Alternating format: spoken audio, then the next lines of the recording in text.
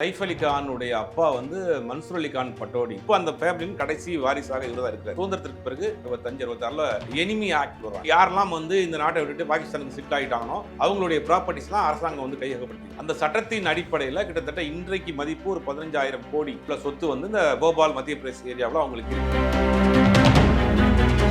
சில அரண்மனைகள் இருக்குங்கிறாங்க, சில வந்து ப்ராப்பர்ட்டி கமர்ஷியல் ப்ராப்பர்ட்டிஸ் இருக்குன்றாங்க. எல்லாத்தையுமே வந்து அவங்க மேல்முறையீடு பண்ணல, இருக்கிறவங்கள்ட்ட கொடுத்தா அரசாங்கம் எடுத்துக்கிட்டு போட்டோம் அப்படிங்கிறாங்க. ஏன்னா 1 லட்சம் பேரை நீங்க எப்படி கன்வின்ஸ் பண்ணி அந்த சொத்தை திருப்பி வாங்க முடியும்? 60-70 வருஷமா ஒருத்தவங்க அந்த சொத்தை அனுபவிச்சுட்டு இருக்காங்க போது நீங்க போய் அவங்கள்ட்ட போய் இவங்க கோர்ட்ல போட்டு ஜெயிச்சாலுமே அவங்கள்ட்ட எப்படி வாங்க முடியும்? அவங்க இன்னொரு கேஸ் போவாங்க. இந்த தொல்லையே வேணாங்கிற மாதிரி அரசாங்கம் எடுத்துட்டு போகுது, நமக்கு வேணாங்கிற மாதிரி முடிவுக்கு போவாங்க.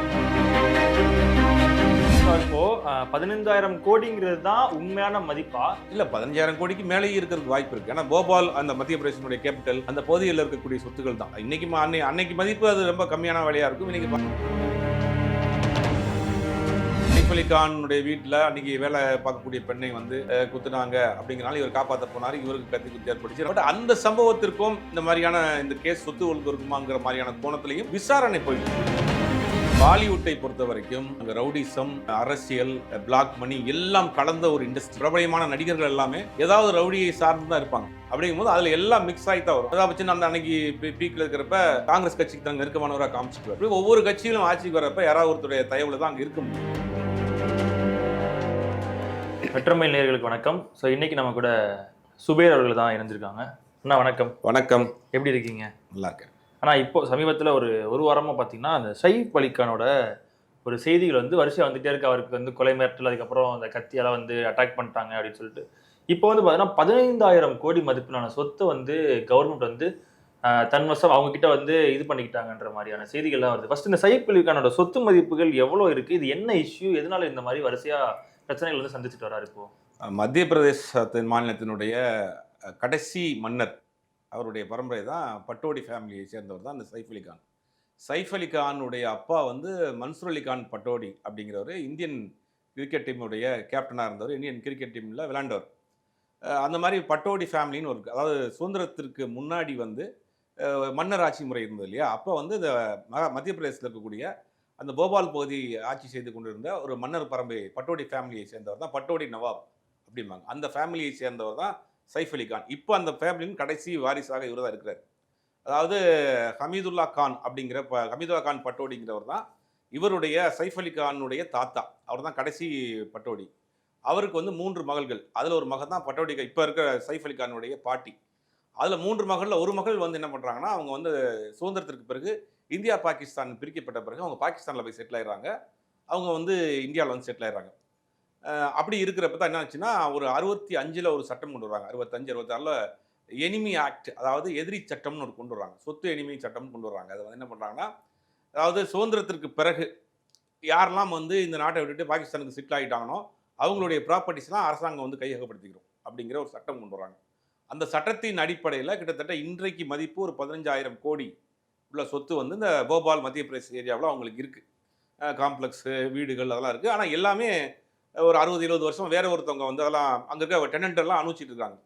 இப்போ கடைசி வாரிசாக இருக்கிறவர் வந்து இந்த சைஃப் அலி கான் தான். சைஃப் அலி கானுடைய அம்மா சர்மிளா தாகூர், இவங்க 2 பேரும் சேர்ந்து தான் போபால் நீதிமன்றத்தில் வழக்கு போடுறாங்க. இந்த சொத்தில் வந்து எங்கள் பெரியமா தான் அங்கே போயிட்டாங்க, நாங்கள்லாம் இங்கே தான் இருக்கிறோம், அப்போ இந்த சொத்துலாம் எங்களுக்கு தான் வேணும் அப்படிங்கிற மாதிரி போடுறாங்க.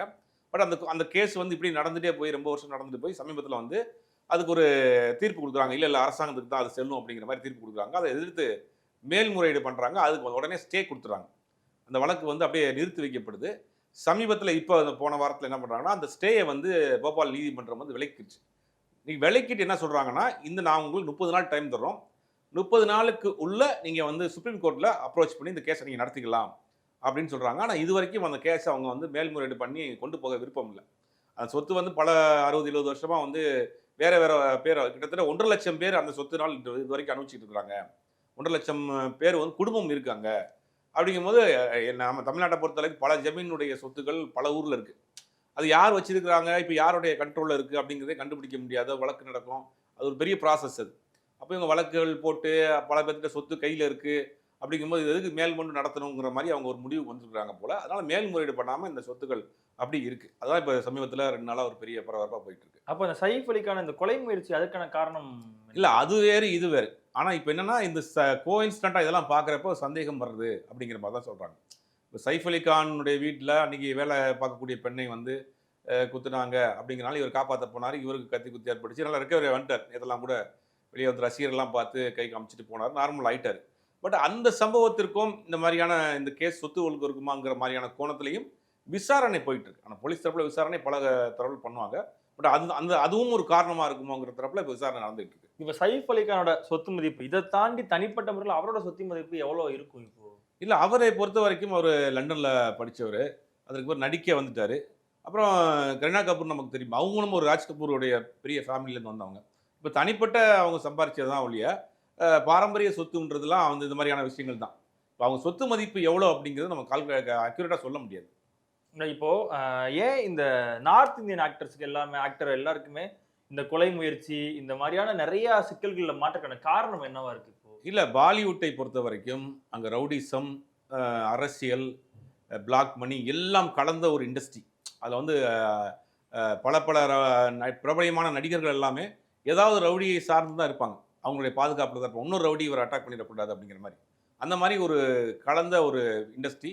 பெரிய இண்டஸ்ட்ரி. இந்தியாவிலேயே பெரிய அளவுல பணம் கலெக்ட் பண்ணக்கூடிய இண்டஸ்ட்ரியாக இருந்தது ஒரு காலத்துல. இன்னைக்கு சவுத் இந்தியன் இண்டஸ்ட்ரி பெருசா போயிட்டு இருக்கு.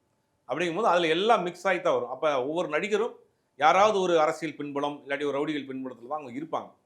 அப்படிங்கும்போது அது இவருக்கு பிடிக்காதவர் அவருக்கு பிடிக்காதுங்கிற மாதிரியான ஒரு கேங் இருந்துட்டே தான் இருக்கு. அப்போ இது வந்துட்டு நீங்க சொல்றத வச்சு பார்க்கும்போது எல்லா நடிகர்களும் ஏதோ ஒரு அரசியல்வாதியோ ஏதோ ஒரு ரவுடியின் பின்னால் வந்து ஒரு தன்னை காப்பாத்திக்கிறதுக்காக இருப்பாங்க. இருக்கானப்ப அந்த ரவுடிக்கும் இன்னொரு ரவுடிக்கும் பிரச்சனை வரும்போது அதுல அந்த நடிகர்களும் பாதிக்கப்படுவாங்களா? கண்டிப்பா. இப்ப சமீபத்துல இந்த சல்மான் கான் இஷ்யூல தான் நடக்குது. பாபா சித்திங்கிறவர் அந்த ஏரியாவுடைய எம்எல்ஏவா இருக்காரு. பல வருஷம் எம்எல்ஏவா இருக்காரு. அந்த முக்கியமா சினிமா ஆட்கள் இருக்கக்கூடிய ஒரு ஏரியா அது.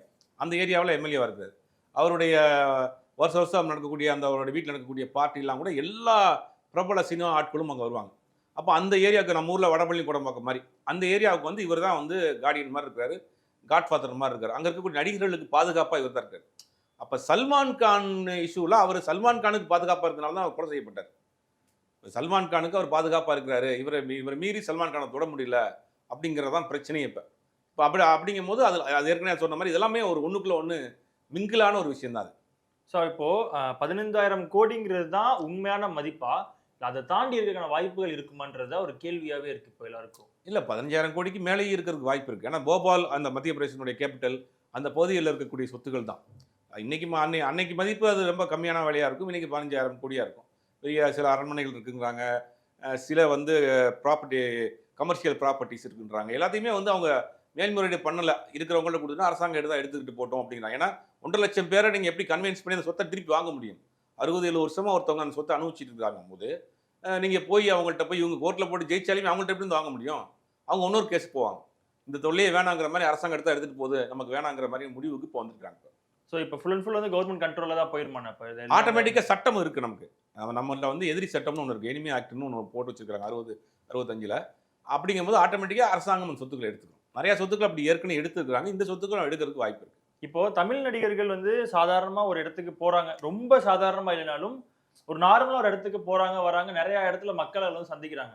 ஆனா அந்த ஒரு ஃப்ரீடம் வந்து பாலிவுட் நடிகர்கள் யாருக்குமே அது கிடைக்கவே மாட்டேங்குது. எங்கேயுமே வீட்டில் கூட ஒரு புல்லட் ப்ரூஃப் கார் பார்த்துருப்போம், ஆனா புல்லட் ப்ரூஃபால ஆட வீடுகள், வீட்டில் இருக்க கண்ணாடி கூட நாங்கள் புல்லட் ப்ரூஃப்ல தான் வச்சிருக்கோன்ற மாதிரி ஒரு சூழ்நிலை வந்து அங்கே ஏற்பட ஆரம்பிச்சிருச்சு. இப்போ இல்லை, ரொம்ப நாளாவே பாலிவுட் இண்டஸ்ட்ரியை பொறுத்த வரைக்கும் அந்த மாதிரி நான் ஏற்கனவே சொன்ன மாதிரி தான். ஏதாவது யாரோ ஒருத்தவங்களோட அடைக்கலத்தில் இருப்பாங்க. அன்றைக்கி அமிதாப் பச்சன் காலத்துலேருந்து இன்றைக்கி உள்ள காலம் வரைக்கும் அமிதாப் பச்சன் அந்த அன்னைக்கு பீக்கில் இருக்கிறப்ப காங்கிரஸ் கட்சிக்கு தான் நெருக்கமானவராக காமிச்சிட்டு அங்கே ரொம்ப க்ளோஸாக இருப்பார். அப்படியே ஒவ்வொரு கட்சியிலும் ஆட்சிக்கு வரப்போ யாராவது ஒருத்தருடைய தயவில் தான் அங்கே இருக்க முடியும். அப்படிங்கும் போது அது அவங்களுக்கு ஒரு பாதுகாப்பாக அதை பயன்படுத்திக்கிறாங்க. ஸோ இப்போ இவங்கெல்லாம் வருமான வரியிலிருந்து எப்படி நான் தப்பிக்கிறாங்க? இப்போ நீங்கள் சொன்ன மாதிரி சைஃப் அலி கான் ஒரு பக்கம் இருந்தாலும் நீங்கள் சொன்ன கருணா கபூருமே அவங்க ஒரு ராஜவம்சத்துலேருந்து வந்த ஒரு பரம்பரை. அப்படி இருக்கும்போது அவங்களோட சொத்து மதிப்பு ஒன்று இருக்குது, இங்கே ஒன்று இருக்குது. ஆனால் இந்த டாக்ஸ் பட்டியல் வரும்போது இவங்களோட பேர்ல அந்த முதல் 10 இடத்துல எங்கேயுமே நம்மளால பார்க்க முடியறது இல்லை. அப்ப இவங்க அந்த இடத்துல இருந்து எப்படி? இல்ல இப்போ சைஃப் அலி கானுடைய ப்ராப்பர்ட்டி வந்து அவங்க பரம்பரை சொத்து. அது தனியா இருக்கும். அது வந்து மொத்தமாக கோர்ட்ல இருக்கு. அதை நிர்வகிக்க முடியாது, நிர்வாகிக்கலாம், அனுபவிக்க முடியாது. அந்த மாதிரியான விற்கவோ வேலை செய்யவும் முடியாது. ஆனால் இவங்க சம்பாதிக்கிறதெல்லாம் இன்னைக்கு வந்து இன்னைக்கு எல்லாமே வந்து ஓப்பன் ஆயிடுச்சு. இன்னைக்கு வந்து டாக்ஸை மறைச்சு வாங்க முடியாது. எல்லாமே வந்து நம்ம பேங்க் டு பேங்க் தான் பணம் கொடுக்குறாங்க. எல்லாமே வந்து ஜிஎஸ்டி கட்டி தான் வாங்குறாங்க.